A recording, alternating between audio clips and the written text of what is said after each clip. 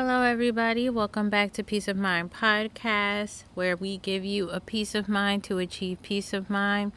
I am your host, Samara Monet, and today what I'm going to be talking about is my struggle with Christianity, with God, with the church, and just that whole spirituality. This is a topic that not everybody wants to talk about, but I feel like it needs to be talked about. So if this is something that interests you, then stay tuned and we're going to get right into it.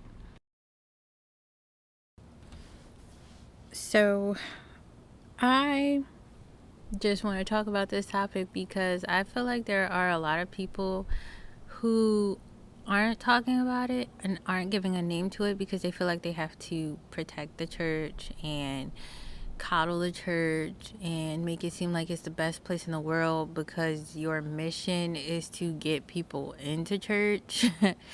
And let me just say that the church is full of humans, and it's okay. It's okay if stuff does not make sense. It's okay if you are confused, and it's okay to want to ask questions or to be a little bit upset because we are human, and you can't get past those. You're just going to be stuck if you have these things just sitting in your heart and sitting in your mind, and you're never able to express them. You're never able to say, I don't like this, I don't agree with this, I don't like how this was done, I feel like you could have done this better, or I feel as though you are using me and manipulating me. It's okay because we can't get past that if we don't talk about it. So let's talk about it, okay? Let's just divulge into this thing here. So, I will start this off by saying I grew up in church. I grew up in the same church. Not going to say any names or anything like that. I loved church. I loved going to church, and I loved God. And I was just raised to have a certain mindset about certain things. But along the way, as I got older, things became a little bit confusing and a little bit conflicting.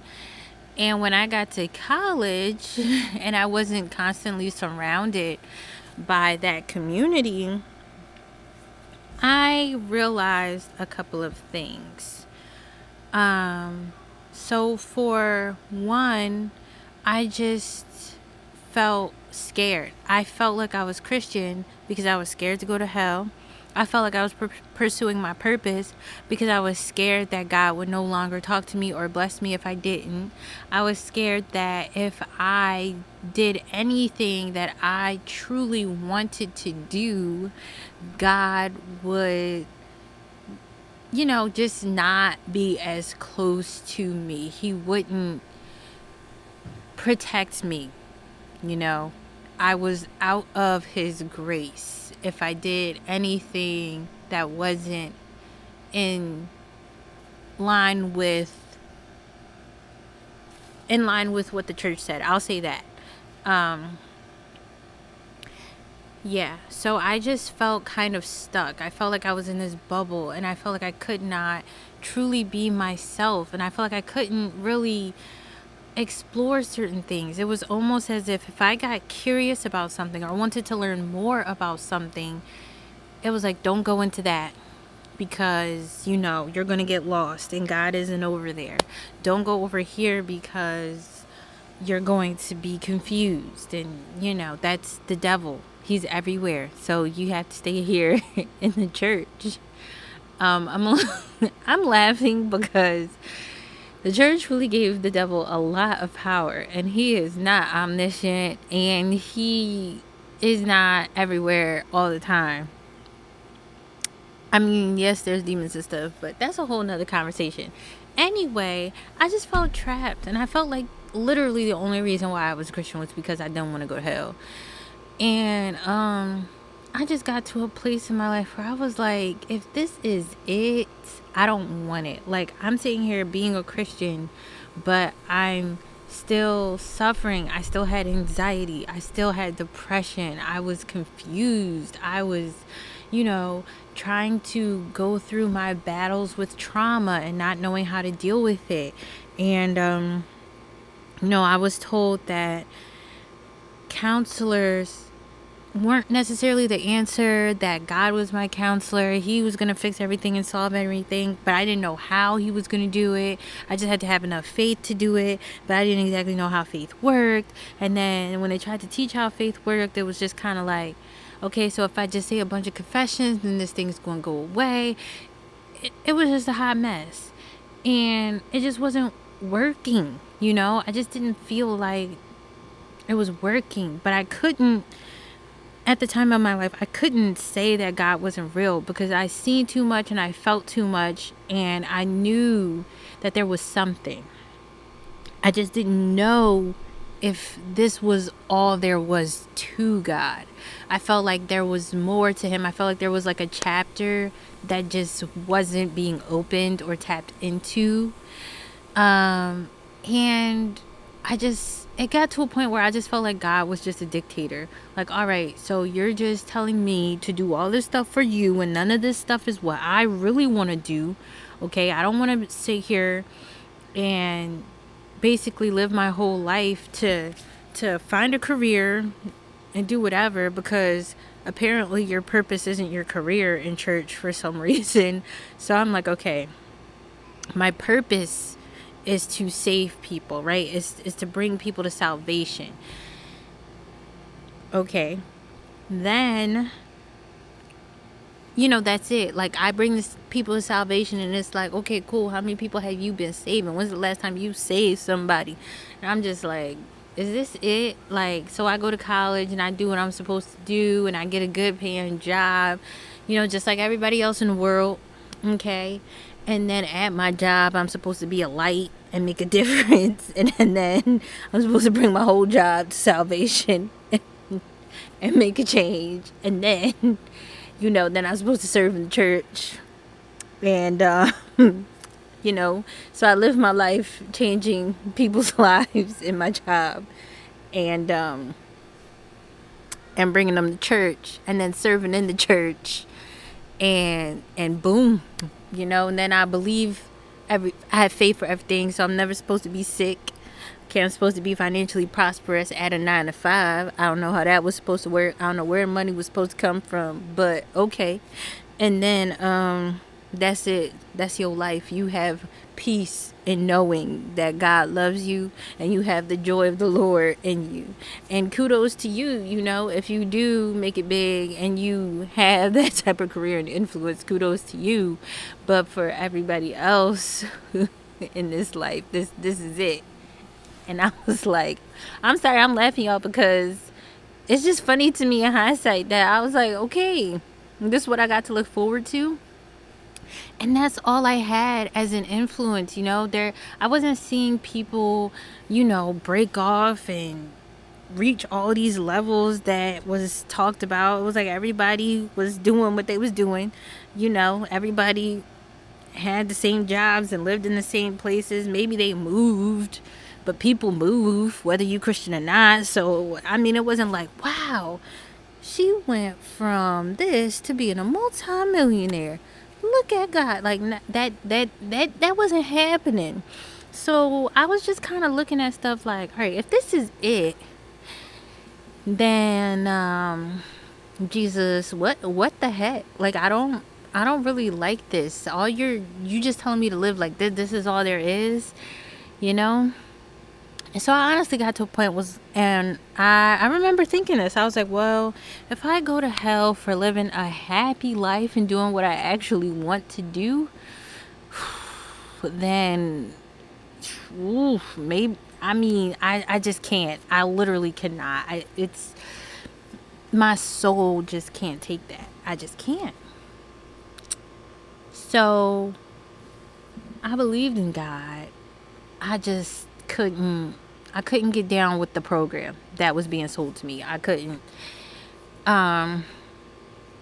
So I just went on a journey to find truth for myself and to rediscover what in the world made sense, because this did not make sense to me. Okay? So at the time, I'm in college. I am espresso depresso. Okay? I am going through it.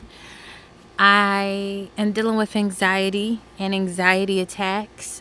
I don't know what the heck I want to do with my life. I don't have any direction or dream or passion. And I am just confused, and all I'm looking for is peace.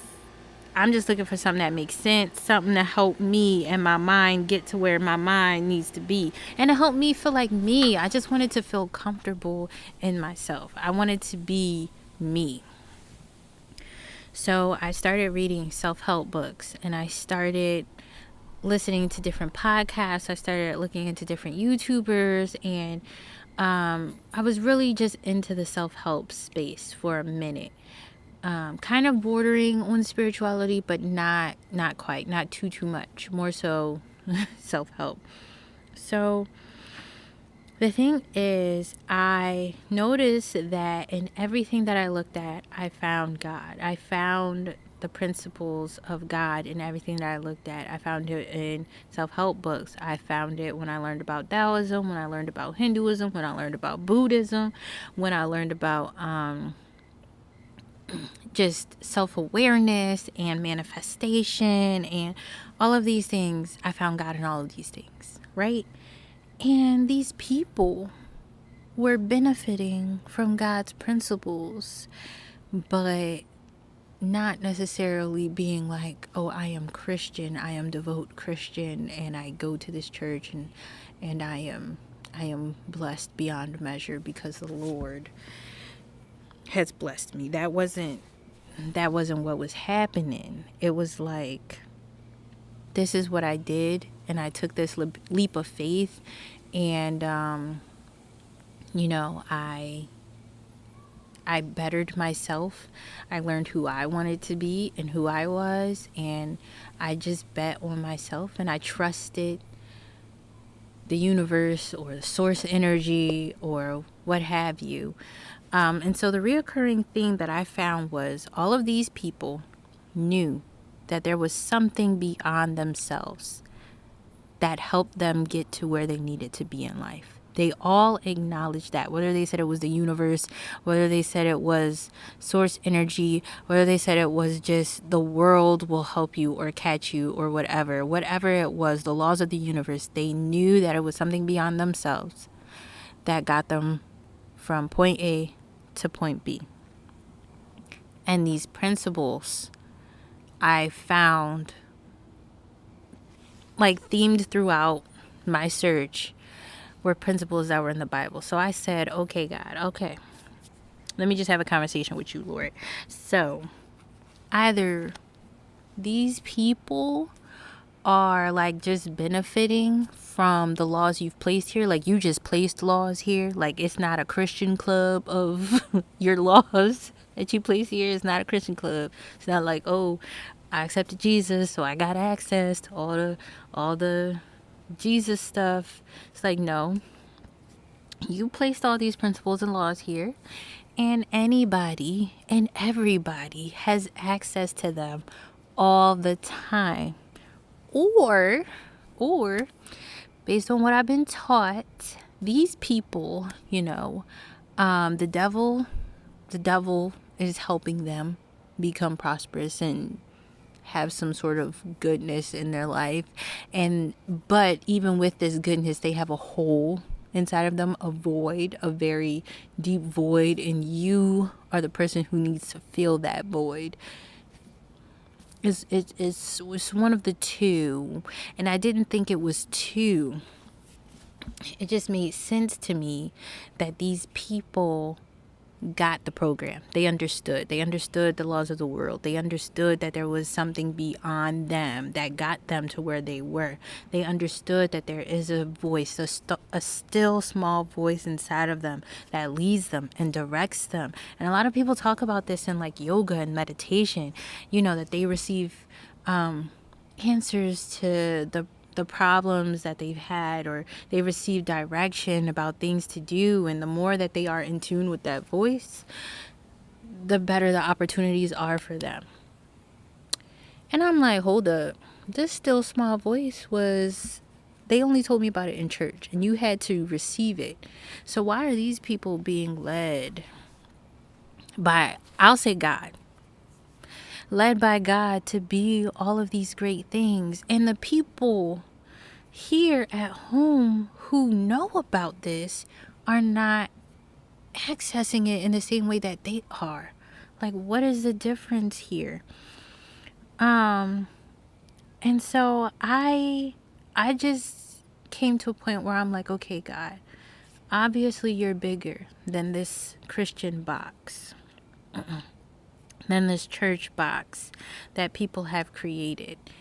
And I even found that, you know, the way that people relate to God and the way that people have found what love is and self-love and truly working on themselves and finding their purpose, I realized that my purpose in life and as a believer is not to simply save other people. My purpose is to have a relationship with Him and fulfill my purpose.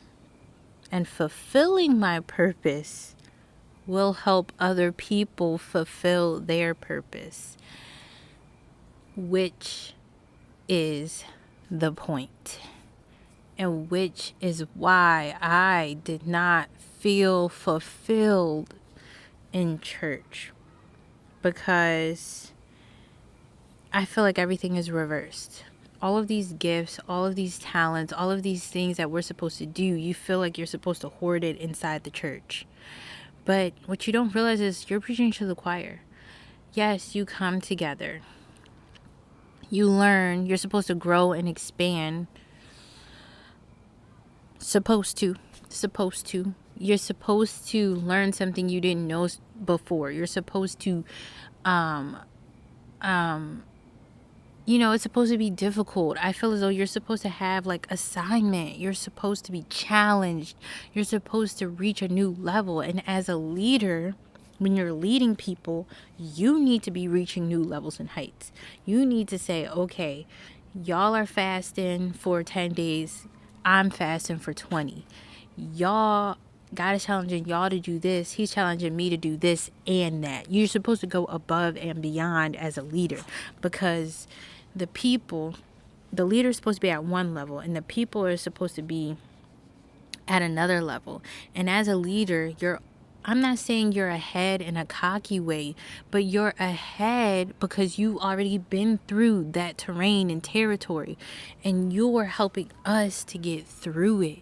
And I feel as though I didn't see a lot of that. I didn't see a lot of leveling up and going higher, and also being open and transparent and saying, okay, look guys, I messed up, and but hey, I'm never going to do this again. This is what it is. Like, I didn't see the humanity in it. I just felt like everybody just had to put on this front that they were good and they were blessed and highly favored, the head and not the tail, like all of these things that people just say.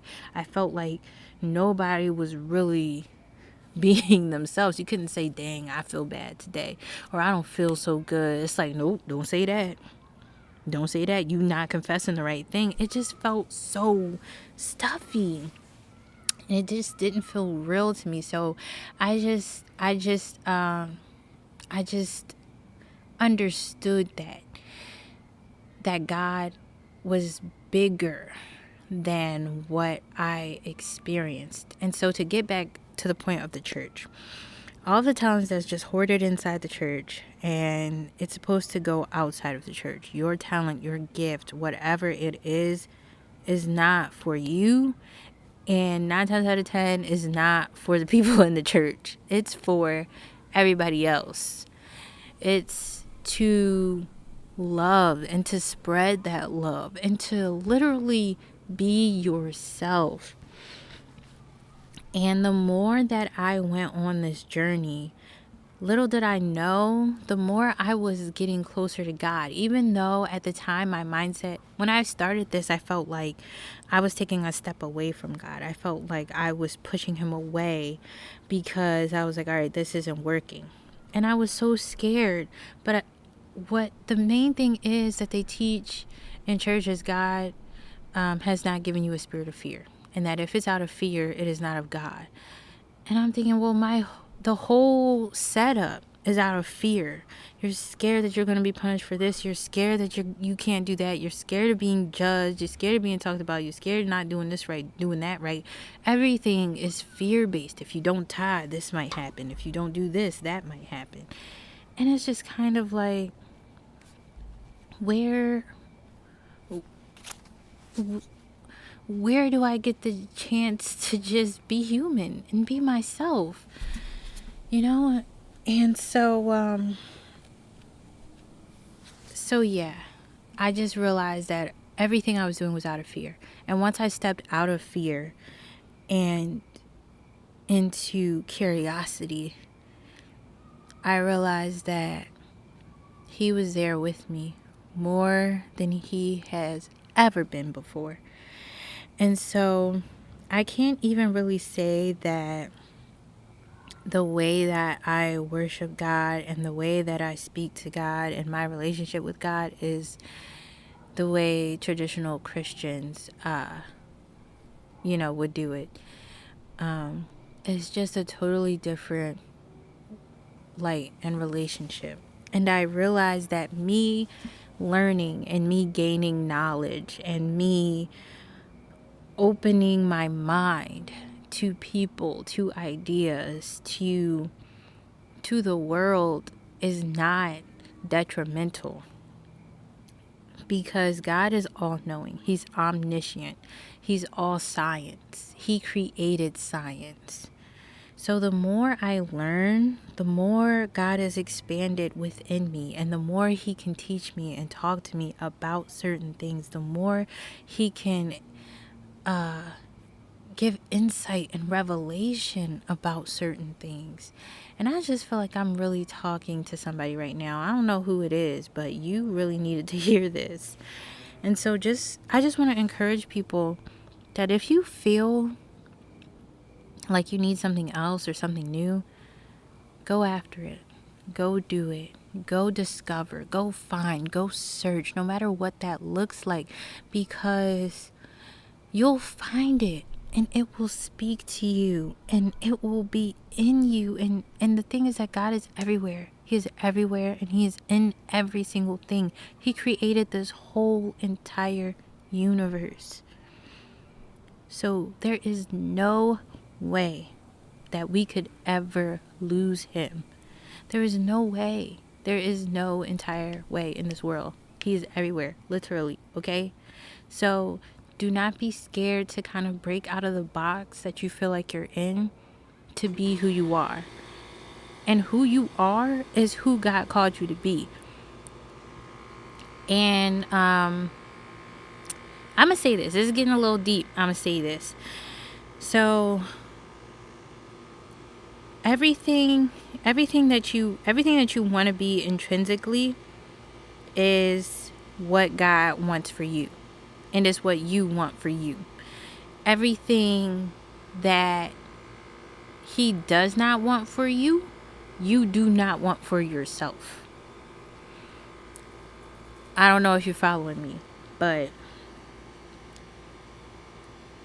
just trust what you want. Trust who you are. Trust the voice that's inside, even if it sounds like you. Because he is in you. He made us. We are expressions of him. We are literally a vein of who he is. He has birthed us from his word and mouth and belief. His imagination. We are his imagination come to life. And so the best way to be is whatever he made you to be. Even if that doesn't look traditional. Even if that's not what your mom and dad agrees with, even if that's not, typical of where you came from, It's you. And you are not where you came from. You are not the people around you, and you are not the ideas of everyone else. You are you. And the more you step into you, the more you're stepping into your purpose, your God-given walk, the more you are stepping into relationship with God. No matter what that looks like, it is a journey, and you have to want it for yourself. And that's what I'm saying. Don't be scared, okay? Don't be scared. It is rewarding to get to a place in your life where you're like, man, I'm happy. I am myself. I am thriving. I have peace. I have joy. I'm not worried. This is the stuff that people were talking about in church that I didn't see until I stepped away to look for it for myself. And God was like, oh yeah, great. Now you're ready to listen. And the reason I believe that's why it was, the reason I believe it was like that was because there in church, you have this framework of who you think God is. And so you put him in a box. And if anybody, even if God himself says, hey, no, this is what I'm saying to you, you will say, that's not God. Because you believe you know God. You believe you already know the things God's going to say. You believe you already know his character so much so that you can filter out the things that he's saying and the things that he's not saying. But you have to have the complete opposite mindset. You have to say, I don't know anything. I don't know what God could say or could do. I don't know all of who he is. It's impossible for me to. The only way I can get closer is to expand my knowledge. Right? And so when you are open, he can get it to you because you're open. He can say what he needs to say freely. Okay? Without your church filter of nope. God wouldn't tell me to do that. Nope. God wouldn't tell me to do it that way. That's not of God. That's the devil. But that might be God telling you something. But you're sitting here psyching yourself out because you think you know everything about him. And you don't. All right. I'm going to just stop it there. Maybe I'll do a part 2 of this because I feel like people need it. All right. So yeah, if you want a part 2, y'all, just let me know. All right, I'm going to close it out here. Thank you so much for listening to Peace of Mind Podcast. I am your host, Samira Monet. And just let me know what you think. Give me a piece of your mind on the comments below. If you would like to follow me on Instagram, my Instagram is @lovesamiramonet. So give this video a thumbs up. And I'll see you guys next Saturday.